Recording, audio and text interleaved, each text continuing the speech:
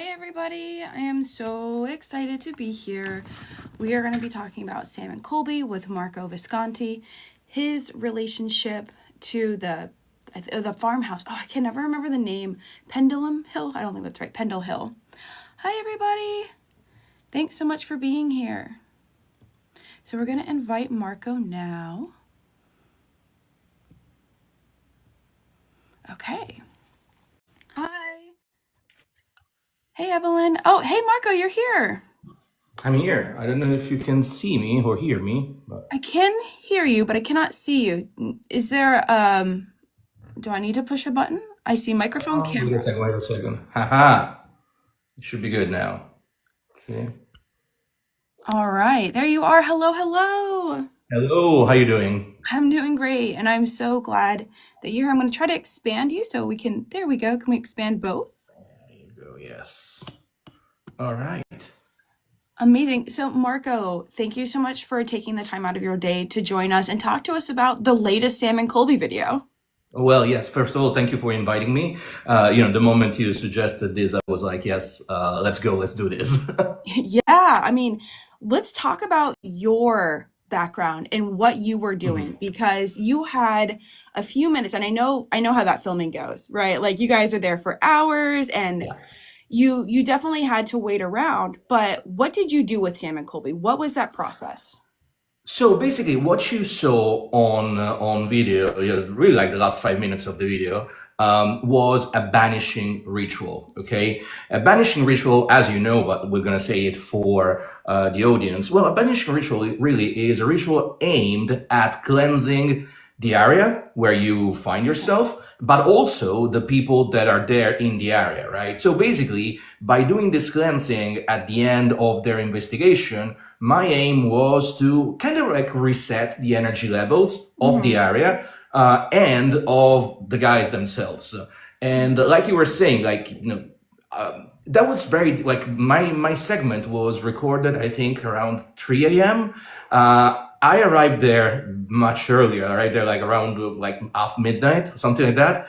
And so basically, I had a long time to wait while they were going all around. This place is huge, by the way. I don't know how much you can see it, but this place is like I don't know how much it came on screen, right? But it's massive, and it has like several floors and many rooms, and it was really, really, really, really active as well. I don't think it shows on the video how active it really was, right? They went on Pendle Hill because we met at the hotel in the afternoon, and then they went up already like at 7 with Roxanne, with the witch, with the traditional witch you see on the video, and basically they recorded for like 7 hours or something like that, like non-stop. Yeah, they do. And everything eventually got condensed in the 1 hour that she saw on screen. So again, you can imagine how much was cut. And this is how it works with TV, with these big productions. That's how it works. Like you try to get the best moments of it all. About the specific ritual that I've done. So I'm an occultist, as as they put it on screen, a magician of the occult, because I made the point that I'm not a stage magician. I cannot do card tricks. I tried. I'm terrible at that. But I've been an occultist most of my life. I'm in my late 40s now. I've been an occultist since in my early teens. So you can imagine it's been my entire life. In particular, my field of occultism, if you want, it's called thelema. And thelema is a Greek word that means wheel. And basically it stems, oh, you see, I see you have my book over there. There's your book on it. Yeah, you really, really know your stuff. Thank you. That is the first book that I published in 2023. So what, 2 years ago, 2 years and a half ago, and now the new one is coming in December. So I keep trying. My aim is really to try and in a way like democratize this tradition, which can be very complex. It can be very, very multi-layered. There's a lot of philosophy involved, and there's a lot of practice involved in it. So, the book you showed, it's my attempt to, in a way, democratize and make it available to everyone the basic practice and also some of the more advanced one. In fact, in that book, I do describe the ritual that I have performed for Sam and Colby, which is called the Star Ruby. Now, the Star Ruby is, again, it's a banishing ritual that comes from the Thelemic tradition, and it has many steps, okay? And so the first step that you see, the moment where basically I shout out something in Greek. Mm-hmm. A lot of people were wondering what words I was using. All the words you hear me shouting, pretty much, are Greek words. And especially like ancient Greek, Koine Greek, right? Yeah. And the first part, when I say apopantos kakodaimonos, which means away from me all evil spirits, more or less, that is in fact that first segment of the ritual is a proper exorcism. And the thing is, right, like when Sam and Colby's manager contacted me, they told me they would go up on Pendle Hill. And of course, I'm Italian, but I've been living here in London, in the UK, for 15 years now. I know Pendle Hill. I know the story of Pendle Hill very well. I know it can be very, very active. And I know it has a very dark history attached to it because of, the witch trials, because of all the people that got murdered there. And so I was like, okay, let's get prepared. Let's know that. When they, their creative director contacted me, they're like, who do you trust in the UK if we're going to do some really serious dark stuff? And I was like, Marco. Like, if you're going to go mess around in the dark, you need a serious magician to come fix whatever. And like I said, right, every time you decide to put your face on these very big productions, knowing you're going to go in front of millions of people, you know that there will be those who don't understand, they misrepresent. Maybe it will be also the fact that whatever you do looks silly to them. Of course. And, I walked into this, I walked into this fully knowing that, right? My suggestion for myself and for everybody, never read Reddit. Reddit is bad for you. You don't want to read the comments. Reddit is terrible. Yeah. But in general, I was also very, very surprised by how many great comments I received. In fact, from Sam and Colby's fan, they were like, "that was strange, that was unexpected." A lot of people were hoping that there would have been more of that. Mm-hmm. And to be fair, we did record more of that, right? Like when I was hanging out around, I would see what they were going through, right? And so when I walk into the room, they ask me a lot of questions, like, what is that? What is that you do? What is Thelema? Who is Aleister Crowley? Right. All that got cut, and I understand why. Because again, like I wasn't really familiar with them. Like you introduced them to me, in fact, when you collaborated for the first time, and so I know that their videos are very fast paced and very intense, which is great. It works for their audience, right? It attract a much wider audience than if you were me sitting down explaining you, all the nitty gritty of the lemma. It could be for someone, right? But we did record that, and then at the end, we did record also almost like an aftercare, in the sense that, again, a lot of what comes from the video is they were shocked, but they were genuinely scared. Like, especially in Harrison, the other guy, right? Which is so funny because I just started watching him. He's very big here in the UK, right? He's maybe the biggest food YouTuber. And me and my partner, Jessica, we just started watching him like 2 days before. And I walk into Pendle Hill in the middle of the night. It's super creepy. And there's like, what are you doing here? And I was like, I don't know. So he was really, really, really freaked out. He was scared because he could not, all the things that happened there was not something that he was ever, prepared to. And this is also why I thought, my role as a magician, as an exorcist, is to reset the place, right? And that's where I brought the cavalry, because again, the Star Ruby really is it's almost like a huge reset button. Right? Like if things go wrong, or if you want to just balance an area, you can do that ritual and think, of course, if you do it with proper intent, with proper understanding, with proper initiation, I would say as well, then things get set up perfectly, pretty much. And then my intent would also not just cleanse them, in the case that there was something negative. I didn't feel anything negative. And actually, I want to discuss about the whole thing, the devil thing, in a second. But at the same time, there was a lot of emotions, right? And so what we did record, and unfortunately didn't go into the video, that especially Nikki, she was like, oh, I was feeling very anxious. Now I feel great.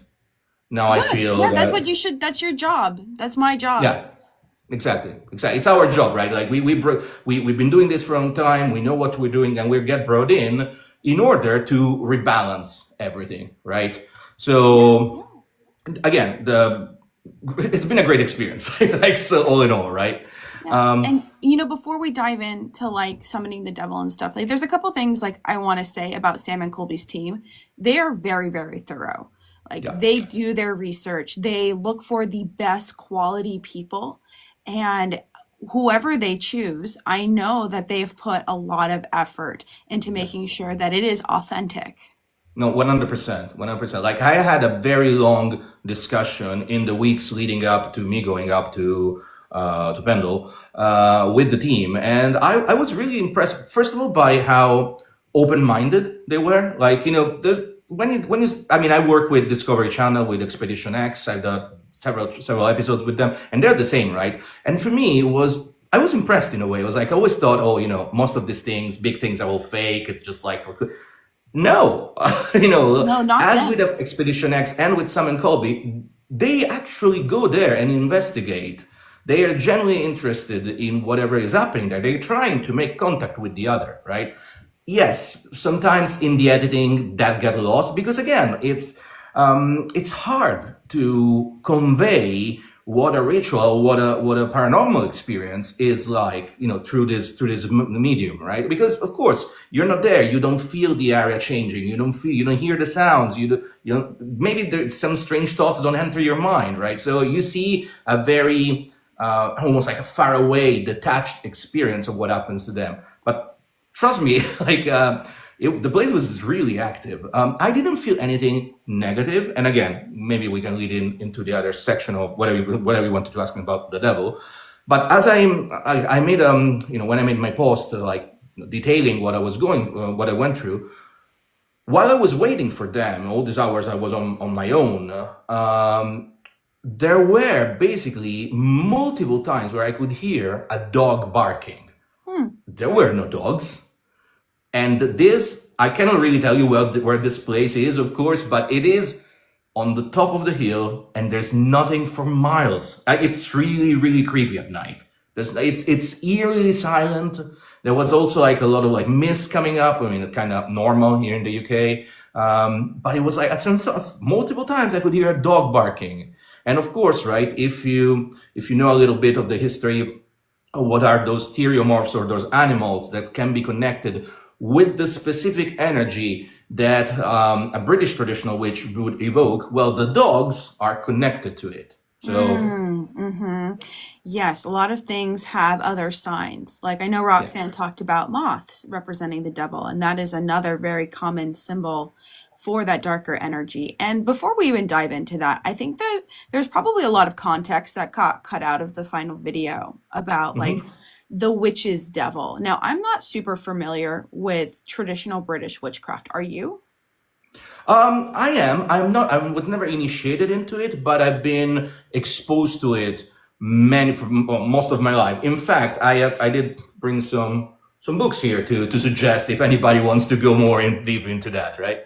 But yes, let's say I'm not an initiated traditional witch, but I know who the people who are. I mean, Roxanne, for instance, now, and I've been studying it because it's been an interest of mine for many years.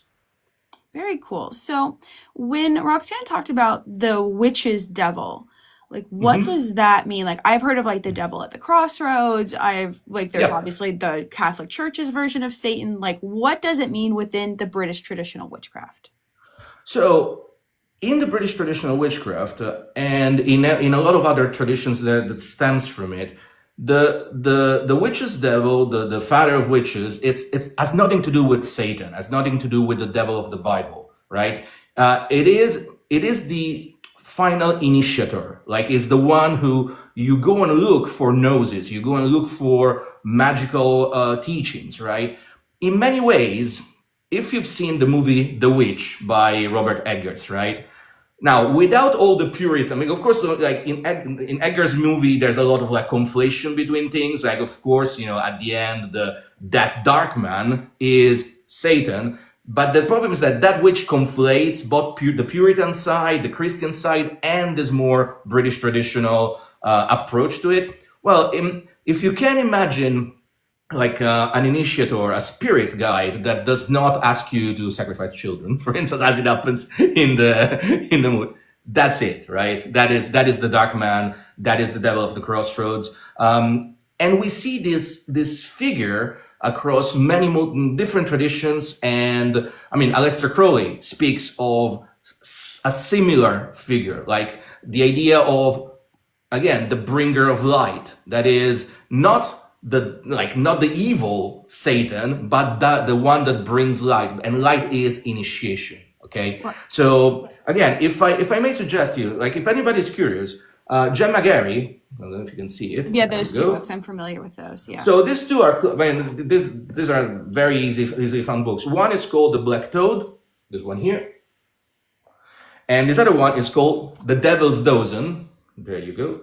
Yeah, I've seen these books. Yeah, I'm familiar with who she is. So that's and all. You know, like I said, like I spoke with Roxanne a lot because I didn't know her. Like, you know, here in the UK, it's a tiny country. In the occult community, you end up knowing each other more or less. I never heard of her. So when the Sam and Colby team told me, well, you know, this person's going to be there as well, I reached out for her. And to be fair, in all our interaction, I can tell you she is 100% genuine. She knows her stuff very well. She's generally devoted to her practice. And when I arrived there, I didn't feel any evil energy, but I did feel this almost like this benign dark light bringer influence on the area. And in fact, if you look at the video itself, right, it seems to me that whoever they were talking to through various Estes Meadows and other things, there was this idea that there were something guiding the connection. Now, my personal impression, having also seen them like there, right, is that maybe I really appreciate the fact that they're pushing their boundaries, right? Yeah, but it seems to me that they have to go a little bit further, right? In order to truly, I don't want to say like accept other sorts of faiths or other sorts of perspective on the paranormal, but the fact that there could be other perspectives on all this, but it's not all. There's no evil. In fact, there's nothing evil in any of this. It's just that the same way somebody decide to worship the God of the Bible or Jesus Christ, which is the very like maybe light-based worship goals, then you could actually counterbalance it with worshiping something that is more dark-based. But dark doesn't mean evil. It is a matter of recognizing polarities and finding the balance between the two. Now, for instance, in my own practice in Thelema, like we don't really worship anything, but we are more focused on recognizing these polarities and experiencing one and then experiencing the other and finding an alchemical point in the middle where to rest. Yeah, and I think it's really hard for Americans to understand that because, like you were talking about the witch, like there's a very puritanical understanding of good and dark in America, and that's there's a lot of reasons for that historically we're not going to go into, but I think that what we're talking about right now is very nuanced. It's very hard for people to understand. So to try to simplify it, like for people, a battery, right? A battery doesn't work unless it has a positive charge and a negative charge. Exactly. And I have worked with the infernal. There are many different classes and levels of spirits, and there's different faces of spirits. So I wasn't there. I don't know what the ritual felt like. I think you had a really good point saying that, like, and you're not there, you're not in the psychodrama. Like, I've summoned demons into my bedroom with less than what she did. What she did was actually a lot. At the same time, I can tell you, like in a lot of the British traditional witchcraft, there is an attention to aesthetics. Okay, for instance, let me show you something completely different. This is yet another book. This is the Azoetia by Andrew Chambly. Now, Andrew Chambly was one. I mean, he died many years ago. He died very young, but he was one. He came from Telema. He studied Tantra and eventually created his own praxis, the Cultus Sabbati, based on this book, the Azoetia. And it's kind of like a mix of a syncretic alchemy of all these things. Not like mix, a syncretic alchemy of all these things, but with a strong traditional witchcraft aesthetics on top. And for instance, like you get things very, very aesthetic like this, right? And so while, yes, we can summon the demons of the Goetia with less than what she did, but she wasn't summoning the demons of the Goetia. No, she wasn't. She was calling something, first of all, that it's very connected with the land, and by the land I mean exactly like this land, the Albion, if you want to call it, the mythical England or the mythical Britain, right? And there's something about working directly with the spirits of place that do require that amount of aestheticism, if you want. Sure. It's almost like the spirits of place, at least in my experience, really like that. Then again, please understand, this is my reading, knowing a little bit of her practice and knowing other people that having practiced with other traditional British traditional witches.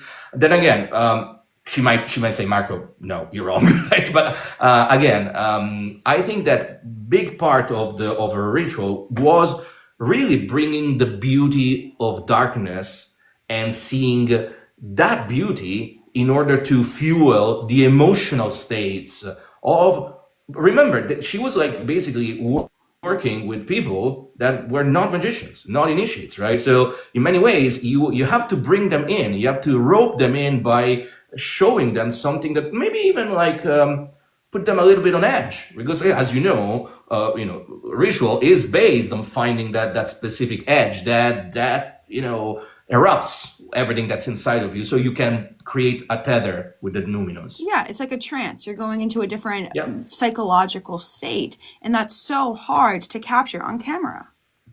Yeah, I would say, it's almost impossible to capture on camera. I was surprised by again, how her part really, really worked well, to the point that I'm thinking, like, if I ever do this again, maybe I need to bring a little bit more. I did tell them, I come from London, I don't drive. I mean, you don't really need a car in the UK. So I was coming with the train. Like, I cannot bring like lots of things, as you can see. I mean, I have lots of gear to bring if I want. Yeah. I was like, I also know that in order to banish or exorcise something, all I needed was my body of light fully rested. So for instance, I didn't eat for 12 hours before doing this thing. I didn't drink, like you come there as I was starving. We went to McDonald's afterwards, which was a very surreal experience, going with them, with Nikki and Harrison at 4 a.m. to McDonald's, right? But I was starving, so we did go there. And the point being is that like I know I could do it without all the paraphernalia, but again, it didn't look as good as her bit, right? Because again, it was just like me saying strange things, right? Online, which is, again, this is maybe why I wish they kept the aftercare, because again, we did discuss for a good like 10 minutes on camera, and they were all saying, yeah, the area changed, like everything that we felt, it was maybe our fears were lingering, we didn't know what we really did, right? Because we threw ourselves into this, and now after this ritual, which felt weird, I even told them at first, again, it didn't go on camera, like I'm gonna say something, I'm gonna shout strange things, I'm gonna do strange postures. Don't worry, like, just let it wash over you. I tell them that too. I'm like, I'm gonna say some weird words, I'm gonna draw some weird things in the air, just like, don't worry about it. Yeah, exactly. I was like, just try to. In fact, maybe what the stranger it looks to you, the better. Like, let it wash over you, and then you tell me how you feel. And so, in fact, like I said, after that, everything was fine. We jumped on the car and went to McDonald's. How fun! Best solution, right?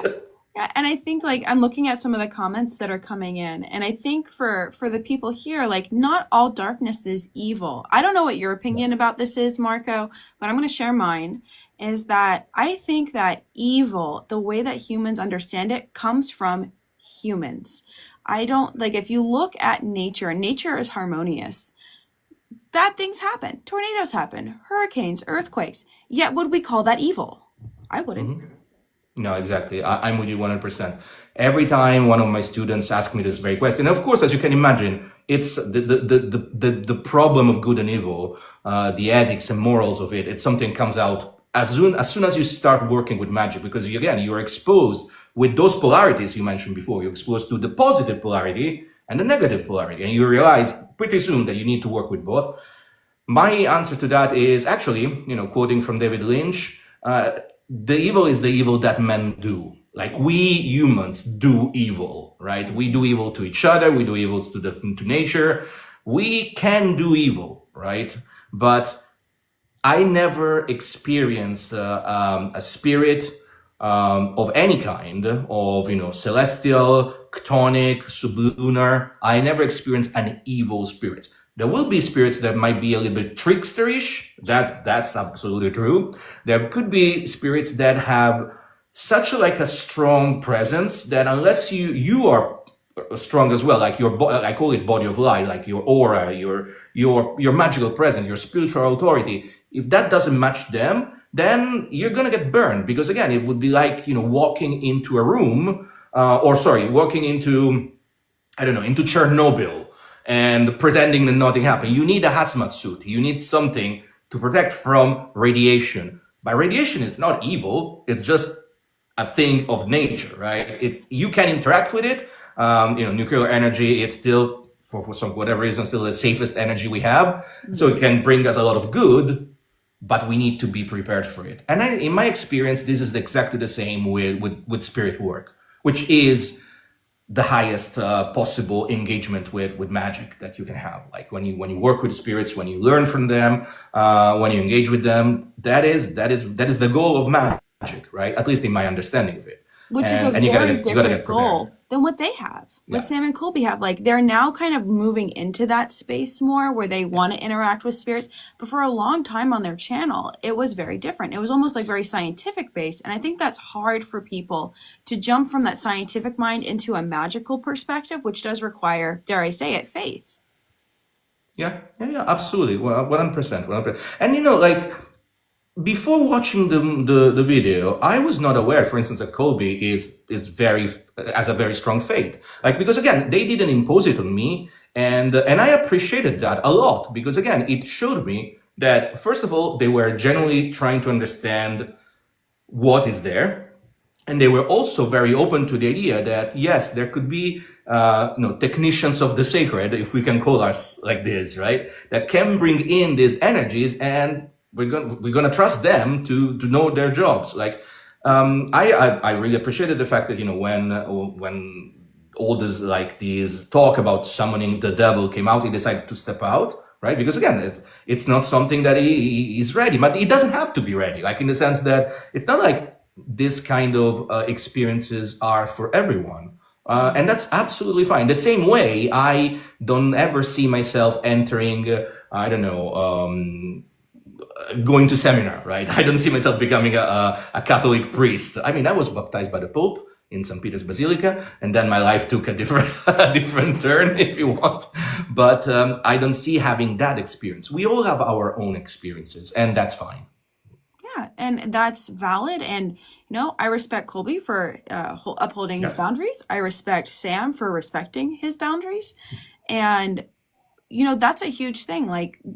Not everyone wants to communicate with the darkness. Now, this is from actually, I think it's an Aleister Crowley quote from his introduction to the Lesser Key of Solomon. I know we're not totally talking about goetic spirits, but the idea is that those spirits exist within your mind. So you have your microcosm, your aura, and then you have the greater macrocosm. Now, when people go into these dark places, in my opinion, I think sometimes those things get activated. And those spirits become more, the energy is more potent. But always remember, it's inside of you. And that's where, in my opinion, evil comes from, when we act on those impulses. Yeah, those impulses, absolutely. I mean, I think our friend Lon Milo Duquette said it best. Like, it's all in your head. You just don't know how big your head is, right? Yes. And I think there's two layers to that. One is exactly what you described, and maybe if you go a little bit even deeper, you realize that, well, you and the Godhead, like the prime principle, the pleroma, where you go, but there's a difference in the sense that we are here incarnated into this like time-space continuum that we call life. But at the end, we try to go back that. We try to recreate our, like, go home in a way. And that's the head, right? And that head, of course, is infinite, and it contains everything that can contain, like angels and demons. Same thing. Well, Yeah. to a degree. I know, right, when you get to that point. But like, unfortunately, so many people, especially like on YouTube and in American culture, it's so polarized. And I respect Sam and Colby for trying to go into this darker place and explore Absolutely. like what's there. That's not something you see very often. But exactly because you say that right now, especially in your country, but it's everywhere really, things are so polarized. It takes guts to decide to do something like this, right? But then again, I think that only by showing that there's no real danger there, it can look scary, and it does, because most of the times we're not familiar with the dark side, right? But once again, exploring it means that you rebalance all the things inside you, so that then, even if you decide to stay on the light side, well, you are more enriched by it. I mean, this is the same at the end of the day. If any here is a fan of the extended universe of Star Wars, right? Yeah, you have the Jedi and the Sith, but the real powerful ones are the gray Jedi, the ones in the middle. I mean, I'm going a little bit nerdy here. But that's absolutely true. And I think that there's so much nuance here that it's hard to capture in entertainment, period. Yeah. And, neither of us can speak for Roxanne. I see there's a lot of questions about you guys. That's not our place to talk for her. No, absolutely. I mean, she's also, she's everywhere. And she's a really cool person. Like, I mean, I did meet her briefly because, again, like I told you, they went up at 7 p.m. I joined them after midnight, and she was coming back, right? So basically, we met at midnight, which is kind of interesting. And we spoke there. She was there with her partner, and so the super cool guy. We had a lot of fun, we had a lot of interaction, and then we talked, a lot on the internet, through social media. I think she really knows her stuff. And again, if anybody who's watching our live stream now is curious about, her experience, so like reach out because she'll answer, and she will give you great answers as well. I think if she mentioned the fact that she might come to London, I'll definitely see if we can collaborate on something, because she's a powerful witch, as they say. Yeah, that's awesome. So, yeah, I think that will really clear up, as this circulates around, because, yeah, absolutely. Even though I didn't meet her, I know that Sam and Colby's team do the hardest work to make sure it's authentic. Yeah, So, absolutely. And again, as somebody who was there, I can only confirm it. yeah. So everyone, I know you all have been waiting so patiently. Thank you so much, chat. We are going to open up for a few questions. So I'm doing my best. I've never really gone live with someone else, so I figured out the layout. And now I think there is a way that I can have certain questions pop up. Yeah, in regards to guys, my opinion about the ritual is I would love to watch the full footage, but I know Marco very well. He's a very prominent magician. And if he says it was real, I'm going to vouch for that. Thank you. You're welcome. Yeah, you would not let any BS fly. I know who you are. Exactly. you see me interact with people online for a long time to know that. Right? Oh, this is a good one. So Jada wants to know, what books do you recommend to help banish? Okay, that's a very, very, very good question. So there is this book by my friend Jason Miller. I think it's called Protection and Reversal Magic. I think it's out on Llewellyn or Visor. I mean, you can find it on Amazon. It kind of is like a compendium of all sorts of protection and banishings from very many different traditions, like not just what I do, which is telema, ceremonial magic, if you want, but there are like more witchy banishings, right? There's more full Catholic banishings.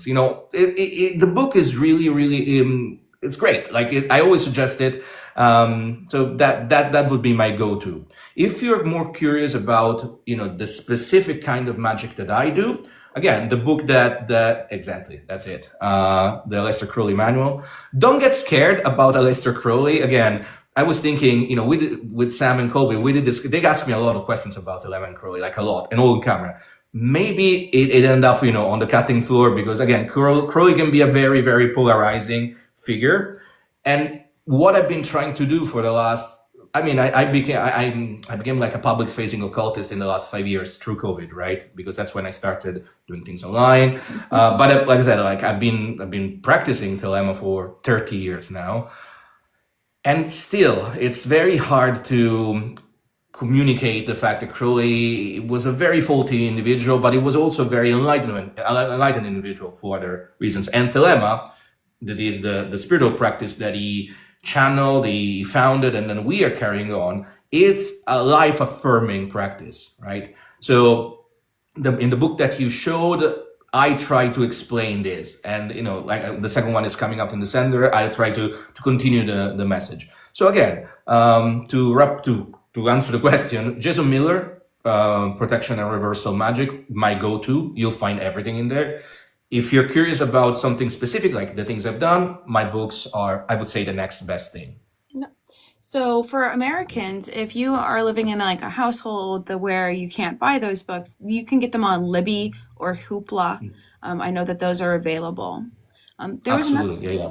There was another great question that popped up that said, why do we vibrate they're not calling it that. They want to know why we say the name so slowly, which is like, what is vibration and why is it important to our magical practice? Beautiful question as well.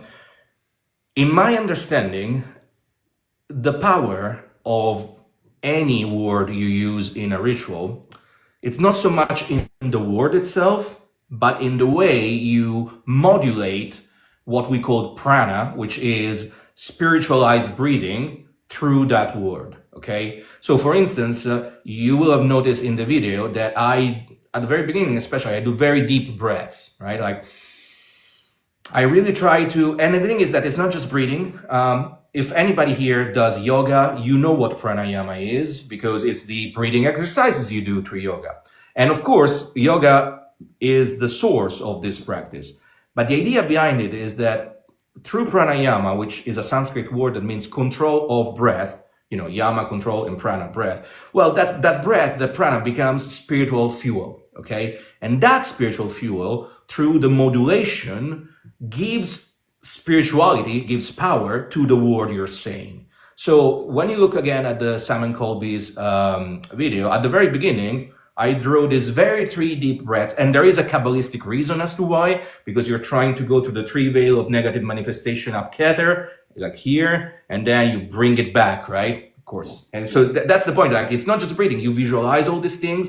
You visualize your consciousness becoming encapsulated in that breath, rising through the planes, and then when you say the word apopantos kaikodaimonos, again, Greek for away from me, all you evil spirits, what you're doing is that you basically, all this energy, this prana that you have sanctified, at the source of creation, you bring it down in one go and you sweep everything away. So that is why we vibrate. And I would say that vibration is the go-to of ceremonial magic.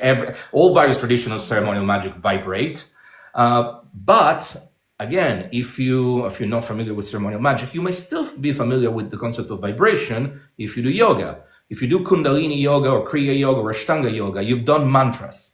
Well, mantras are vibrations, like it's the same thing. Yes. Okay. And again, one of the things that one of the many things we borrowed from the East. Yeah, we did.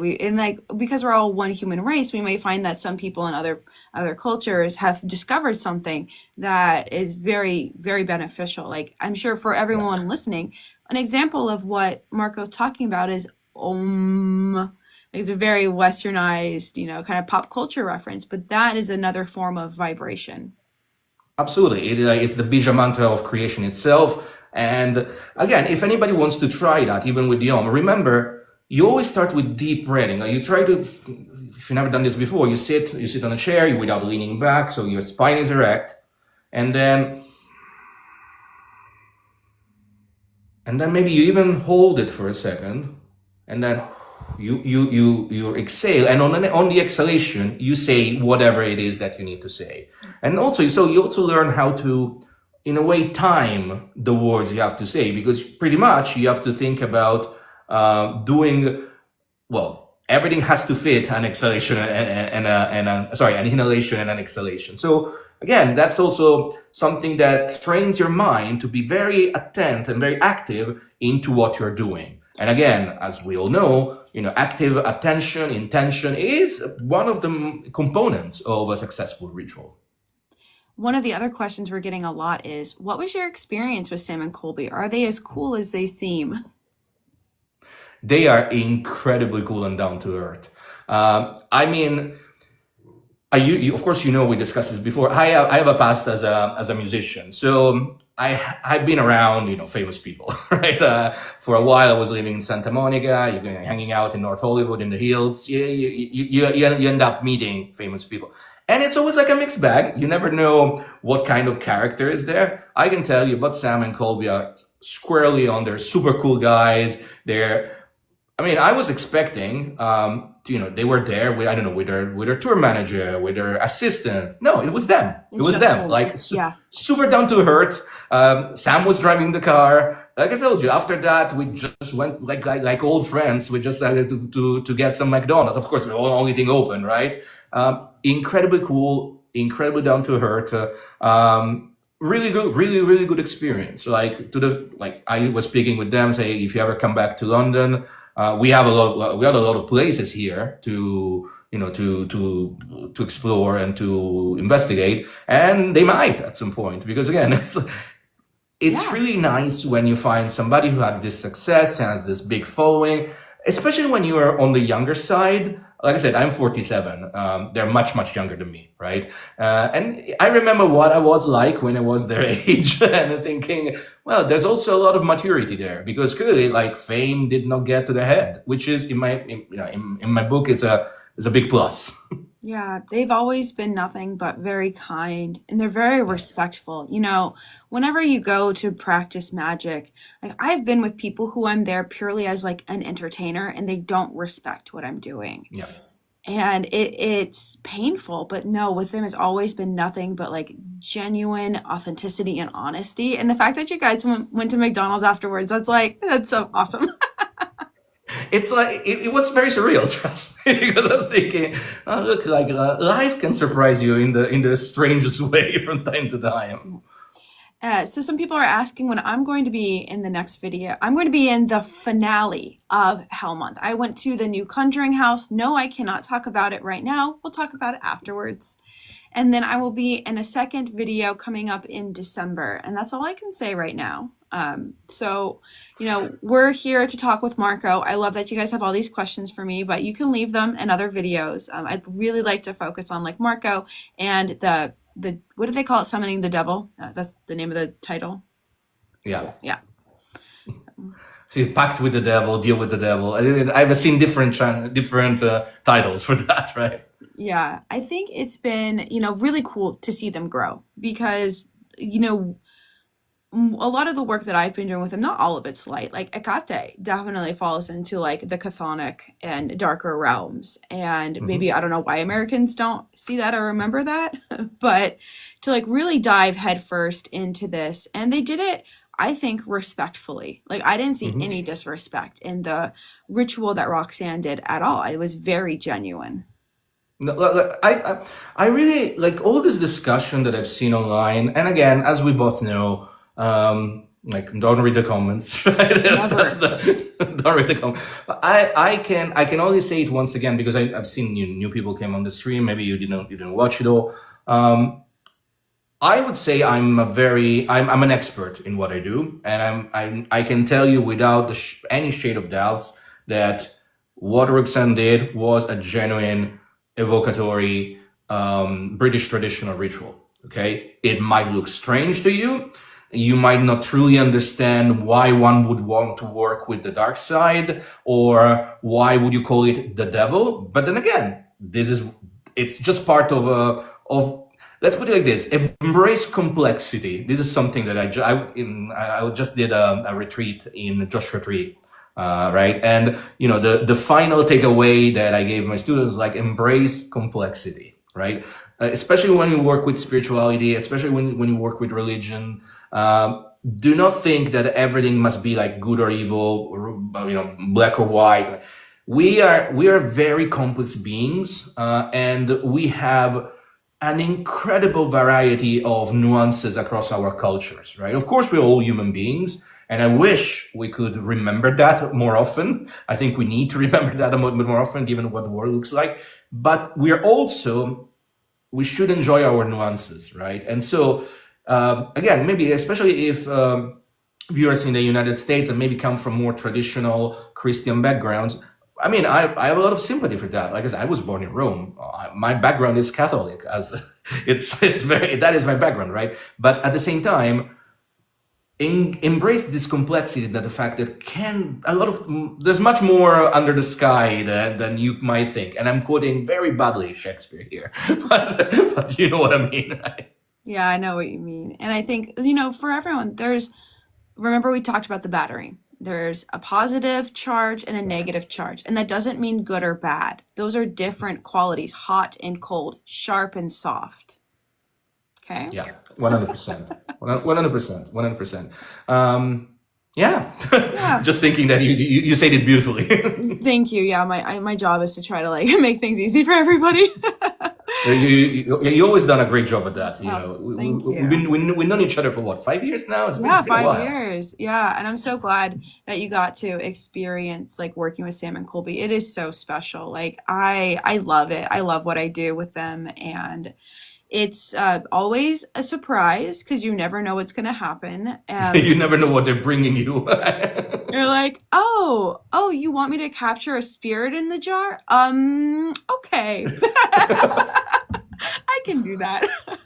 No, like I said, if they come back to the UK and they contact me again, I'll definitely say I'll jump on the occasion, because it's been a fantastic experience. But like I said earlier on this live stream, this time I'm gonna bring some of the paraphernalia you might see behind me, because it's just gonna look a little bit more involved. Right. Yeah, because again, it's very hard to record this spiritual work without the accoutrements or the paraphernalia. So a lot of people are asking, are the guys okay? Marco, are the guys okay? When we finished the Banishing, again, all the three of them, well, the four of them actually, said that they were finally feeling relaxed and they were ready to go to sleep. Actually, everybody was ravenous, hungry, like everybody needed food. Like I said, they were fine. They were absolutely fine. Before I came onto the scene, some of them, I would say, maybe especially Harrison, I see him struggling a lot all night. I think that they could feel the energy of the place. Once again, please remember, this is the top of Pendle Hill. There's nothing for miles. It's dark, there's no light, it's generally pitch dark. And this old farmhouse from the 1500s. The owners have put some cameras in it. They kind of renovated. You've seen it in the video, right? But what you've seen in the video is only some rooms. There's many more rooms, and a lot of that is dilapidated. It looks like an haunted place, right? So imagine spending 7 hours there, especially if you've never done an evocatory ritual and you summon the dark man, you summon a very, very strong, powerful entity that had some very strong connection with the land and with the history of the place. If you're not a magician, if you're not an occultist, if you haven't trained those subtle muscles, of the body of light, as we discussed, Well, of course you're going to feel it, right? And of course, maybe some of you will have noticed that they were they were generally, like, I would say, even scared at times, right? But Yeah. I can tell you, by the end of the night, we were all laughing. We were all like, as I said, for the end time, we did go to McDonald's, but we went to one first. It was closed, even on, on Google Map it said it was open, so we had to drive a little bit further, and we were laughing, chatting. They were asking me so many questions about, what you do, more about Telema, more about Crowley. That's awesome. Everything went fine. And when we arrived at the hotel, I mean, we arrived at the hotel almost like, pushing 5 in the morning. Everybody was tired. I said goodbyes. I had like some 3 hours to sleep, and I had to catch the train back to London. So I say, guys, enjoy. Let's see you next time. But they were fine. Absolutely fine at the end. Yeah. Yeah. And I've seen them after you saw them. I saw them in September. Yeah. They seem great, and that's why they hire people like me and you, because we're professionals and we cleanse. Like nothing is going to get through once we're done. Precisely. And this is also why I accepted, and I really appreciated the thinking that went into that, right? Because again, they were like, we're gonna summon something, and we're gonna be in a very active place. We don't know what to do afterwards. Like we need the cavalry in a way, and yeah, whenever they call you, or now that they called me, like I think we did a good job at being the cavalry. Yeah, I think so too. Yeah, I can definitely say that they have lots of spirits protecting them. So, Yeah, absolutely, yeah, absolutely. You can tell that. yeah. Especially So, because, again, if I may say, because again, they're genuine people. yes. They're kind people. They could be they could act in a very different way, especially with people they don't know. But in fact, no, they treat you like a friend from the moment you shake their hand. And to be fair, for me, that is a big plus in my book. So yeah. Yeah, I agree. And I think too that, like what you said, their genuineness. Every time I've read tarot for them, like it shows king energy. Like it's very hard to find like a genuine emperor, someone they manage like a kingdom, so to speak. Like they have this Yeah, huge yeah, brand absolutely. and they do it with such honesty, integrity. And I think that's really rare. And I'm so glad that you recognize that too. And I think that's why they're so popular. Yeah, yeah, absolutely, absolutely. Yeah. All right, guys. So we are going to be wrapping up in the next 10 minutes. For those of you asking, so I chant in Hebrew and in Latin. Marco chanted in Greek. Yeah. Well, and also in Enochian, but there was no Enochian in the ritual that you see. It's just Greek. Oh, yeah. That's The like a words I whole nother said level. were apo. The big exorcism at first, again, it's apo pantos kakodaimonos, which can be translated as away from me, all evil spirits. Right. Um, Again, never read it, but somebody said, well, it sounded like a Harry Potter. Yes, because Harry Potter is inspired by real things. Yeah. That's exactly what it is, right? Yeah. And I think that's another reason why Harry Potter was so popular, because it like very lightly touched upon it, was parallel to reality of what magic really looks like. No, absolutely, absolutely. And again, like there's a lot of things that happen in those books that made it so popular, because she was able to touch on a lot of things that people could recognize from other situations, maybe even just touch tangentially. And I was like, okay, yeah, I get roped into this fantasy world that looks like it could really happen instead, right? Yeah. So yeah, again, what I did might sound like a bit like expecto patronus, but that is because expecto patronus literally is inspired by what I do. That's so funny to think about. But yeah, Yeah, it's true. exactly. For everyone, if you want to see Marco, myself, in more videos, if you want me to collab with certain people like Amanda, you need to tell Sam and Colby. So you Yeah. guys, they listen to you. They listen to their fans. So if you want to see more magic, you got to tell them. 100%. And in fact, I think they're very open to that.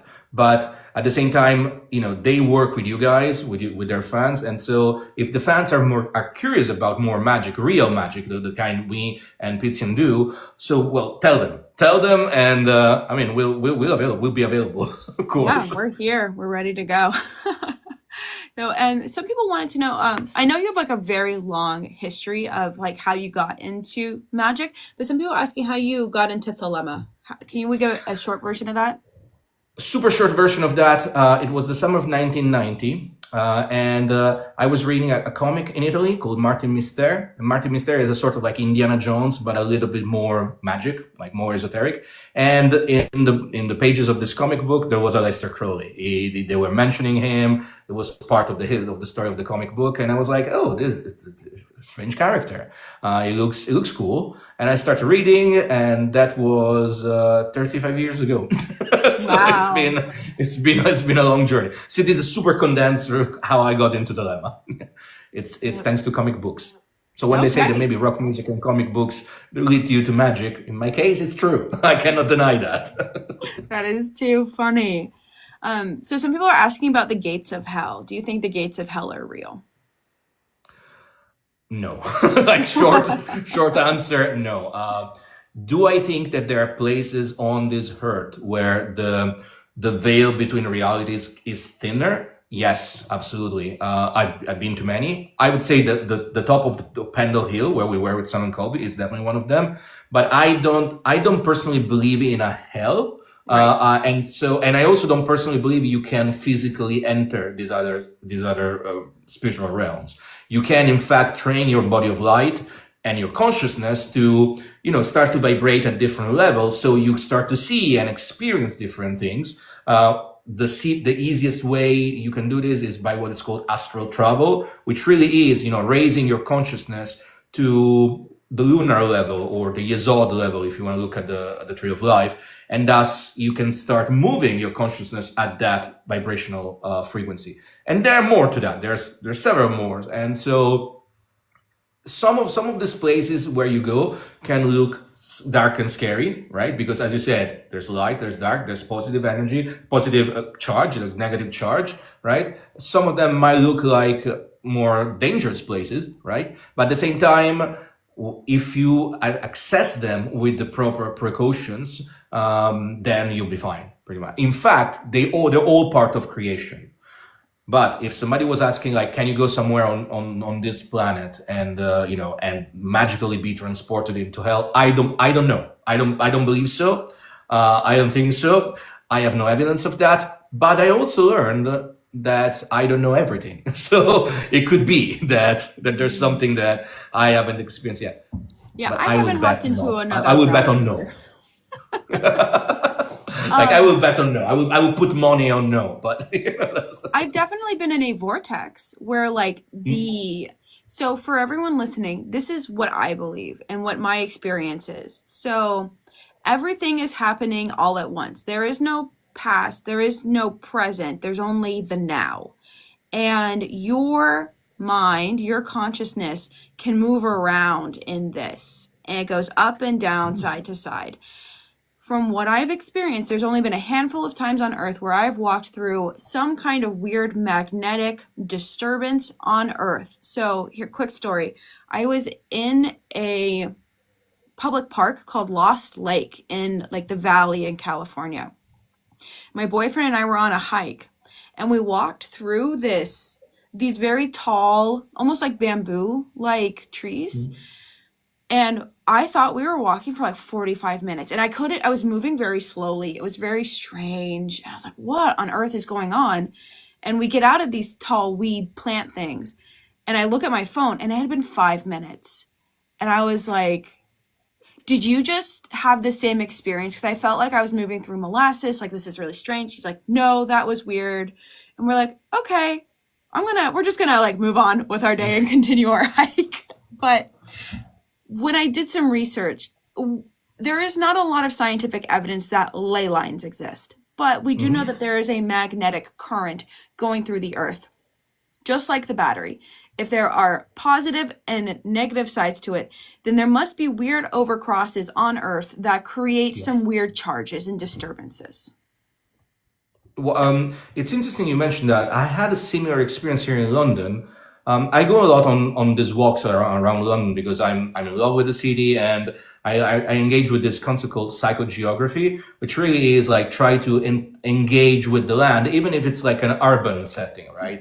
And there was a time when I was walking in Southwark, an area of London, and I walked to a place and I started, similar to what you described, I started like hearing, I can only describe like the trees were singing I don't know what this means. I always know that this is the way I would describe that, because I had a feeling. It's not like I was hearing anything, but the trees were moving in a strange way, and it felt like I was walking through. It was a square, like a little square, and I was walking through that. There was no one around, and it felt like it took a very long time. The sky looked very pinkish. Like, yes, it was close to sunset, but it felt a lot more pink than it would be, right, normally.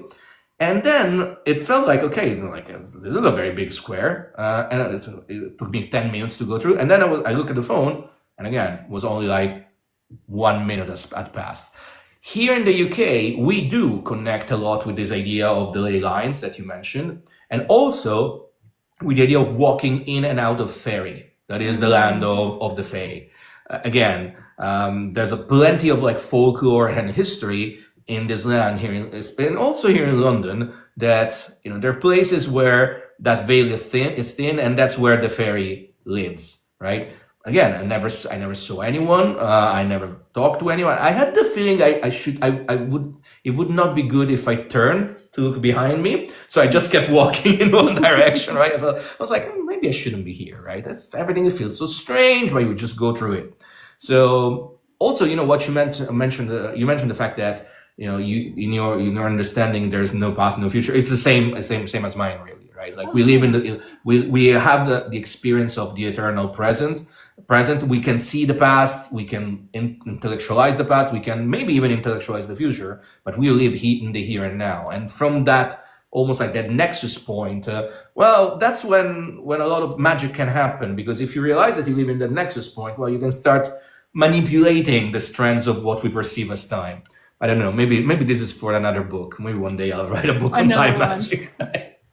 So everyone, thank you, chat, for being so great. Thanks to the moderators. I appreciate you doing your best to keep the chat under control.